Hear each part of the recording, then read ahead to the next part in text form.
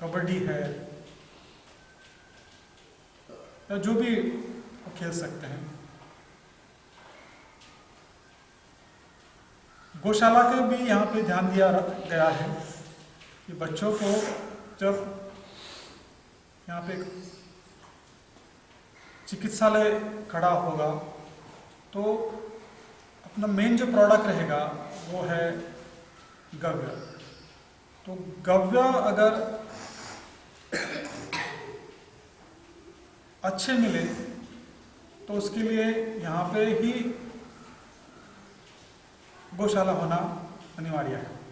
तो वो ध्यान में रखते हुए भी यहाँ पे गौशाला का भी निर्माण हुआ है।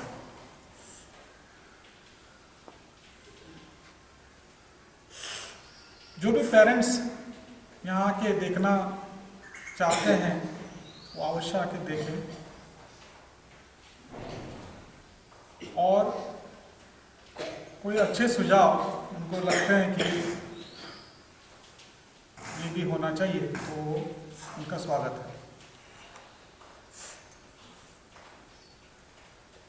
तो ये रहा थोड़ा बहुत स्वरूप यहाँ के जो गुरुकुल में जो बच्चों को तैयार करने के लिए जो भी परिश्रम किया है, मेहनत की है, और विश्वास है कि यहाँ पे पढ़ने के बाद 9 साल में ये जो बच्चे आगे जाके इतनी महारत करेंगे कि आगे आने वाली पीढ़ी को ये तैयार करने में सक्षम रहेंगे। क्योंकि ये एक पायलट प्रोजेक्ट है, इससे हम लोग बहुत कुछ ले सकते हैं। हो सकता है इसमें कुछ त्रुटियां भी रहें, लेकिन इस त्रुटियां को भी सुधार के आने वाले समय में उसका अच्छा स्वरूप दिखने को मिलेगा। और अपनी जो 3rd जनरेशन आएगी, गव्य सिद्ध जो है वो पहली जनरेशन है, उनके बच्चे 2nd जनरेशन जो अभी पढ़ने आएंगे या पढ़ रहे हैं, और इनका जो 3rd जनरेशन मतलब इनके बाद जो बच्चे आएंगे सीखने के लिए, ये आप देखेंगे कि चमत्कारिक होंगे। असल में जो बच्चे, जो राजू भाई का सपना था कि कैसे यहाँ के बच्चे हो, वो आपको 3rd जनरेशन में मिलने की 100% गारंटी है। तो ये यहाँ पे तैयारी की हुई है।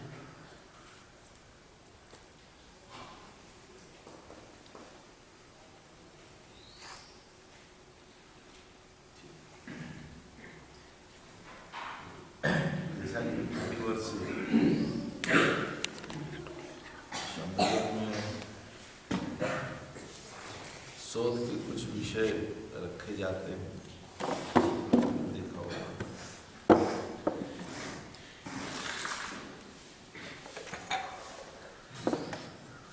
तो इस वर्ष भी एक शोध किए हुए विषय पर आज के इस सत्र को जो है पूरा करेंगे।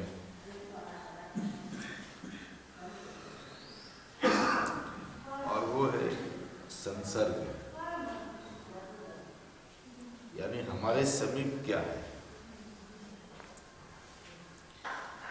बहुत दिनों से एक विचार जो है वो मन में घूमते रहता था,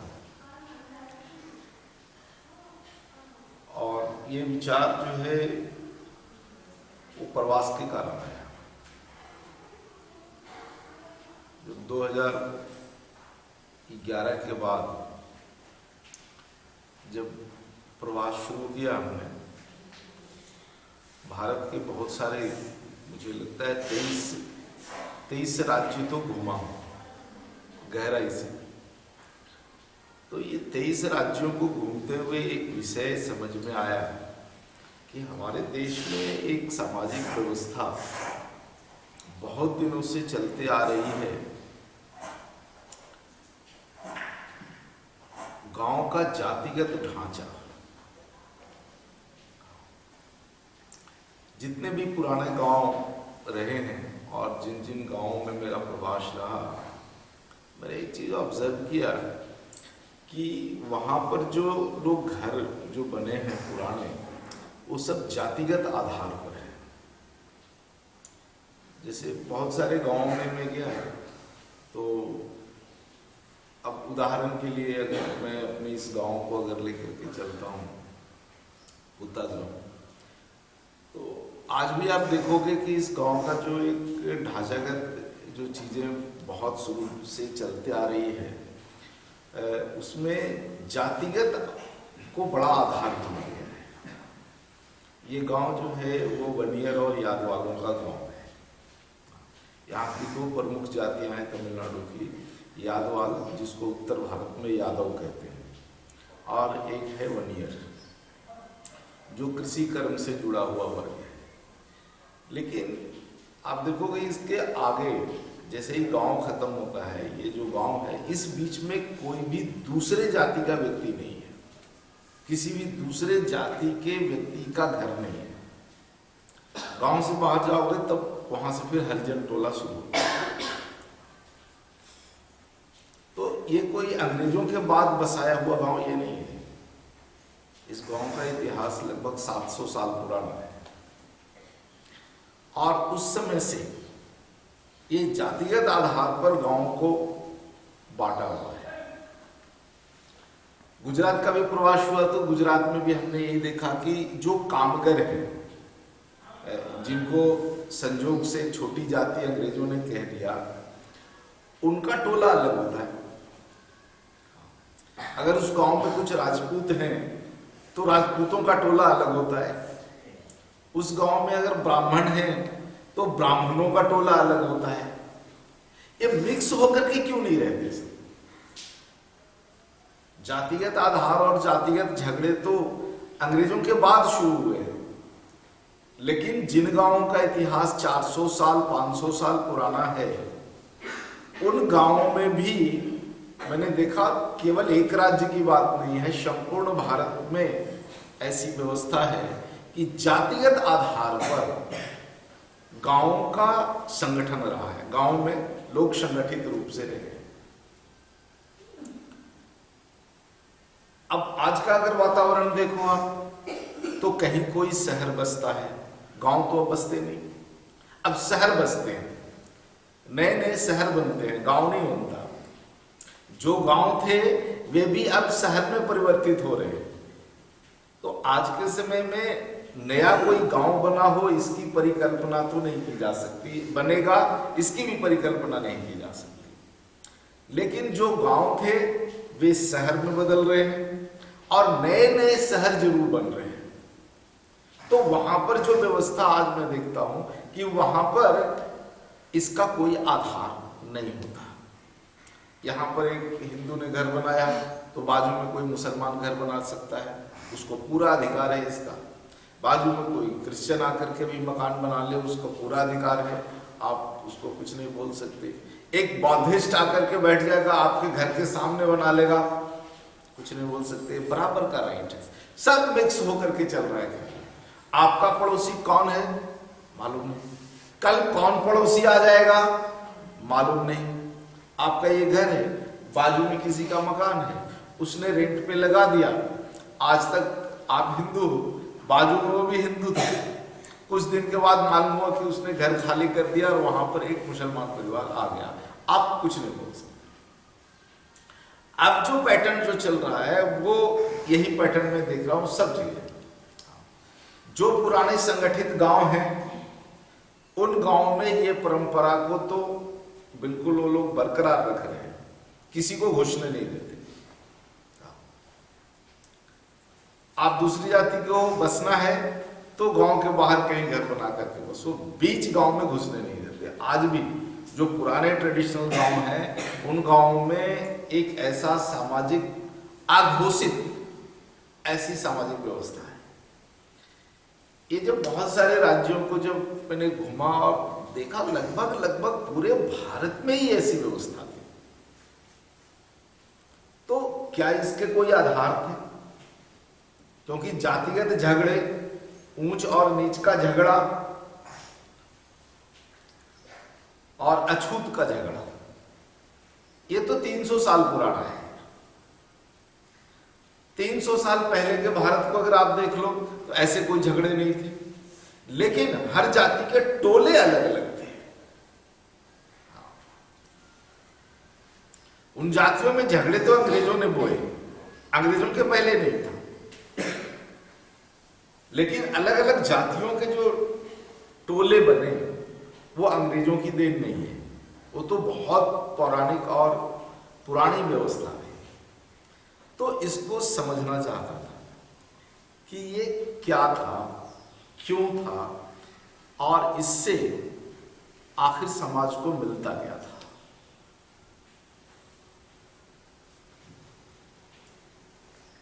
तो ये बड़ा एक गंभीर विषय था, लेकिन आज समझो। तो इसी विषय को जो है वो मैं आज चाहता हूं आपको समझा देना।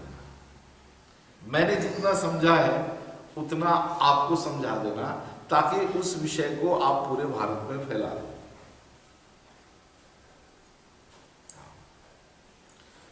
अंग्रेजों ने हमारी बहुत बदनामी की कि भारत के लोग रहते भी हैं जातिगत आधार पर।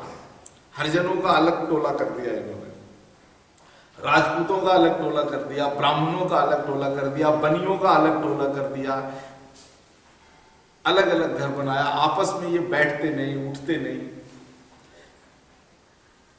धीरे धीरे ये झगड़ा परिपक्व होता गया और आज ये जातिगत झगड़े खून खराबे तक पहुंच गया, उतर गया।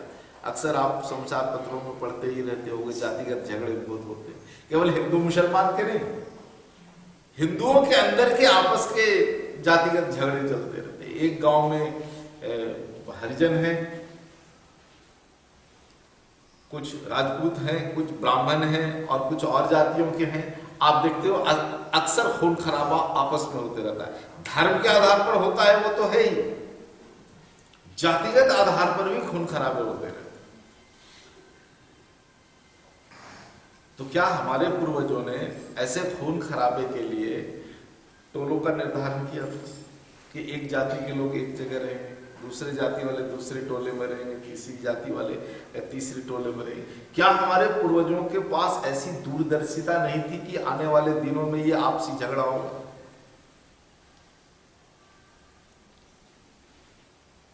तो ये इस विषय की जो सच्चाई है, इस विषय की सच्चाई से लोगों को हमें अवगत कराना चाहिए कि ये जो हमारे देश में बहुत सदियों से जो परंपरा चलती आ रही थी, इसमें कोई खोट नहीं था।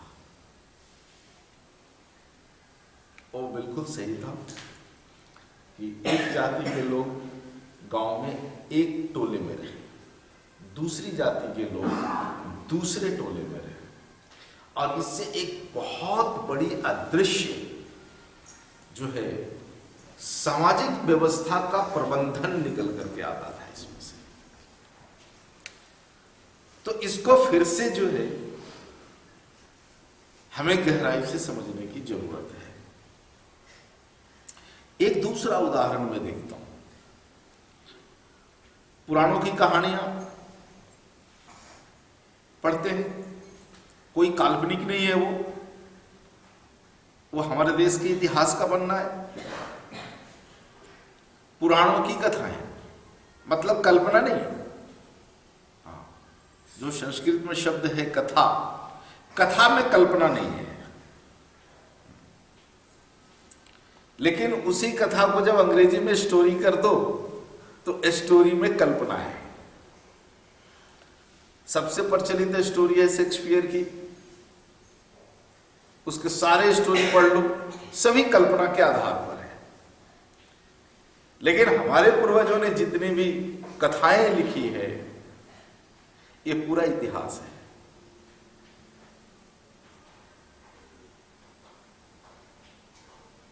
तो जो इतिहास अभी पुराणों की कहानियों में छोटे छोटे खंडों में बटे हुए मिलते हैं, इनका अध्ययन करने से हमारा अतीत पता चलता है कि हमारे पूर्वज कैसे थे, उनका काम कैसा था, उनका सामाजिक प्रबंधन कैसा था, उनका व्यापारिक प्रबंधन कैसा था, शिक्षा कैसी थी, ये सब मिलता है। अब कई बार बच्चे ढूंढते नहीं जी कहाँ लिखा हुआ है, अब हर बात में उनको प्रमाण चाहिए, कहाँ लिखा हुआ है, उनको लिखन चाहिए। तो लिखा हुआ तो है, पुराणों की कहानियां उठा करके पढ़ो आप, आज भी मूल रूप में है। उन कहानियों में 1000 साल पहले का भारत, 500 साल पहले का भारत का पूरा दृश्य मिल जाएगा। तो जब आप पुराण पढ़ने लगोगे तो एक और विषय मिलता है कि उस समय जितने भी गुरुकुल थे ये सभी आबादी क्षेत्र से बाहर थे, जंगलों में थे, निर्जन जगह पे थे। लेकिन आज जिन गुरुकुलों को स्कूल में बदल दिया गया है वो सभी भीड़ भाड़ वाले क्षेत्र में है। तो ये विषय बहुत दिन से मेरे दिमाग में घूम रहा था कि आज कितनी सुविधा है कि हमारे घर के बाजू में स्कूल है, बच्चे को स्कूल भेजने में टाइम नहीं लगता। कई कई पेरेंट्स को तो मैं देखा हूं कि बच्चों को पढ़ाने के लिए स्कूल के बाजू में ही किराए का घर ले लेते हैं। बच्चों को पढ़ाने के लिए कई पेरेंट्स को देखा है कि बच्चों को पढ़ाने के लिए एक शहर से दूसरे शहर शिफ्ट हो जाते हैं। लेकिन यहीं पर जब हम अपने पुराणों की कहानियों में जितने भी गुरुकुल हैं, चाहे वो लोअर एजुकेशन का हो या हायर लर्निंग इंस्टीट्यूशंस हो, जितने भी शिक्षा के उपक्रम रहे भारत में वो सभी आबादी क्षेत्र से बाहर रहे। गांव में 5वीं तक प्राथमिक शिक्षा, बस इसके आगे कोई गुरु नहीं मिलते थे, कोई गुरुकुल नहीं होता था गांव में। लेकिन उस गांव से सटा हुआ कोई जंगल पहाड़ है तो उस जंगल पहाड़ के बीच में हायर लर्निंग इंस्टीट्यूशंस होता था जहां बच्चों की उच्च शिक्षा होती थी।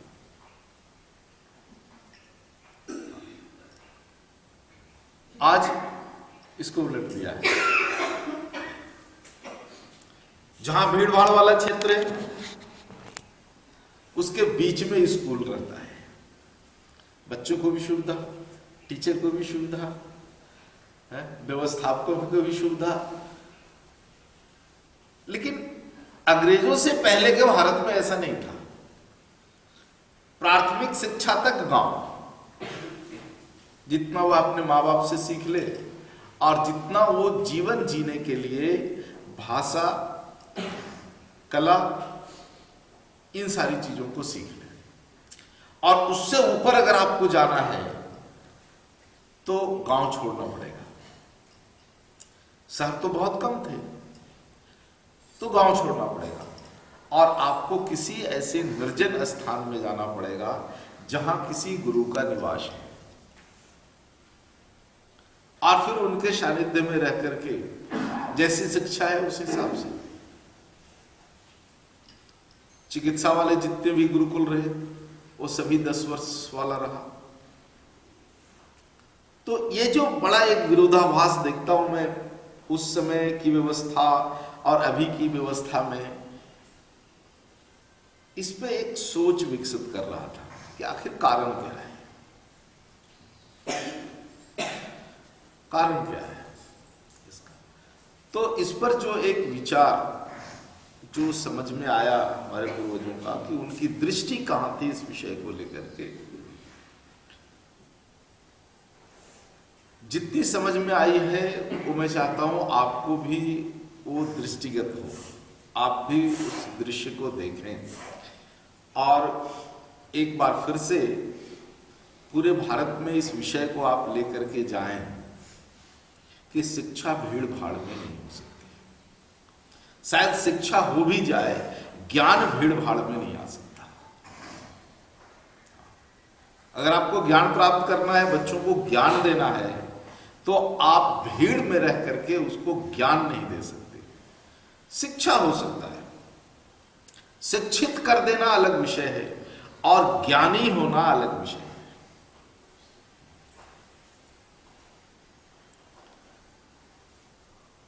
तो पहले लोग एकांत में जाते थे ज्ञान के लिए, शिक्षा के लिए नहीं। शिक्षा तो जितनी जरूरत है उतनी गांव में अपने माँ बाप और प्राथमिक गुरु से मिल जाता था, जहां वो जोड़ना, घटाना, गुना, भाग, है ना, इन सारी चीजों को सीख ले और किसी से मर्यादा पूर्वक बात करना सीख ले। भाषा का इतना ज्ञान कि वह मर्यादा पूर्वक किसी के साथ व्यवहार कर सके। अब उस समय राजतंत्र था, तो राजा से कैसा व्यवहार करना चाहिए, गांव में जो उनके पिता के उम्र के लोग हैं उनके साथ कैसा व्यवहार करना चाहिए, उनके सहपाठियों के साथ कैसा व्यवहार करना चाहिए, सम उम्र के लोगों के साथ कैसा व्यवहार करना चाहिए, इतना कुछ तो वो गांव में प्राथमिक शिक्षा में सीख जाता था। और यदि कुछ जीवन में आगे करने का विचार नहीं है, गृहस्थी और दाम्पत्य को सफल करना है, तो आगे आपको कोई शिक्षा की जरूरत नहीं है। लेकिन यदि किसी एक विषय पर आपको गंभीर रूप से काम करते हुए समाज, देश और संपूर्ण सृष्टि को अगर कुछ योगदान देना है, तो आपको हायर लर्निंग इंस्टीट्यूशंस की जरूरत है, वहां जाने की जरूरत है, और वो आपके गांव में नहीं है,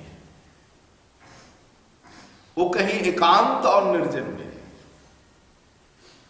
तो वहां से उठ करके हम यहां कैसे आ गए कि अब स्कूल घर के बाजू में होना चाहिए? क्या सोच और परिकल्पना हमारे पूर्वजों की रही होगी शिक्षा व्यवस्था को इतने चरण में तोड़ने की।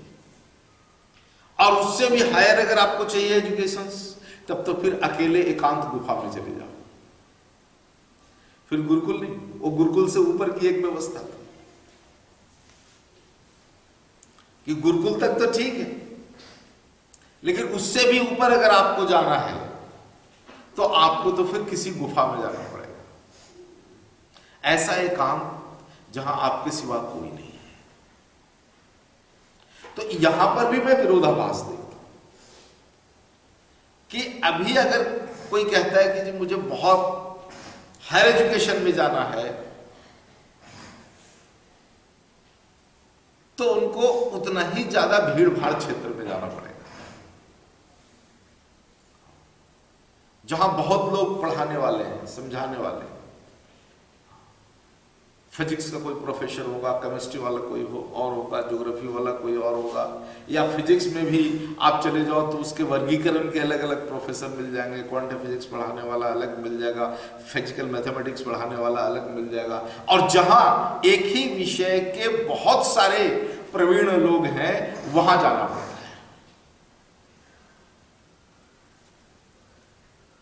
लेकिन पहले तो व्यवस्था ऐसी नहीं। अगर गुरुकुल तक आपको शिक्षा मिल गई और ज्ञान मिल गया और लगता है कि हमको और ऊपर जाना है, तो और एकांत में जाना पड़ेगा। एक ऐसा एकांत जहां आपके सिवा कोई नहीं है। और वो व्यक्ति फिर सबसे ज्यादा ज्ञानी होता था, वो व्यक्ति फिर सबसे ज्यादा समाज और देश का कल्याण करता था। तो अब देखता हूं वो ट्रेंड भी टूट गया, अब उसका भी वो उल्टा हो गया। आपको फिजिक्स में पीएचडी करना है तो ऐसे यूनिवर्सिटी की खोज में जानी पड़ेगी जहां फिजिक्स के एक एक चैप्टर के एक एक एक्सपर्ट हो और आप 10 एक्सपर्ट से पढ़े हो।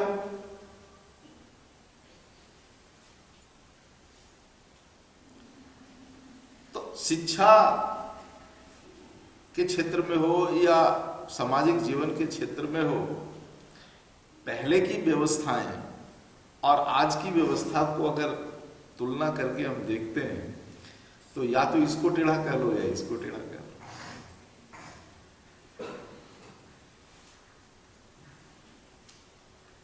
आज वाला को को सीधा कहते हो तो पहले वाले को टेढ़ा कहना पड़ेगा, पहले वाले को सीधा कहते हो तो आज इनको टेढ़ा कहना पड़ेगा।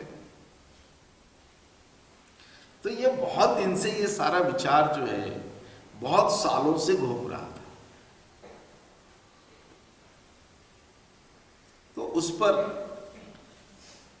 अभी बहुत शोध की भी जरूरत है, लेकिन जितना कुछ समझ पाया हूं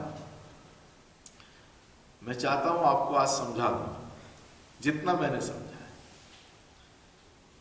क्योंकि कल एक बड़ा शाश्वत प्रश्न आपके सामने खड़ा होने वाला है, मेरे सामने नहीं।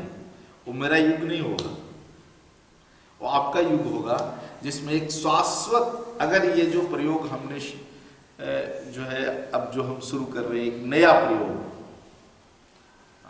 शिक्षा का या ज्ञान का एक नया प्रयोग जो शुरू करने जा रहे हैं, इस प्रयोग को लेकर के आपसे, मुझसे तो नहीं करेगा क्योंकि मैं तब तक नहीं रहूंगा, आपसे सवाल करने वाले लोग हैं। एक शाश्वत सवाल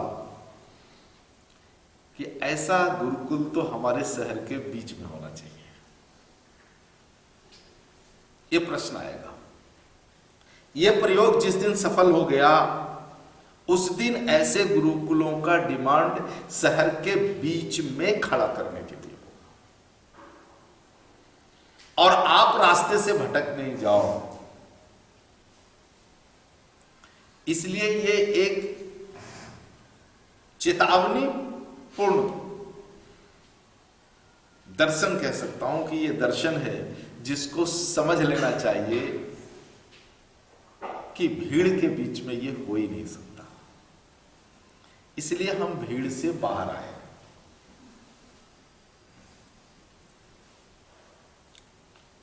ठीक है जी।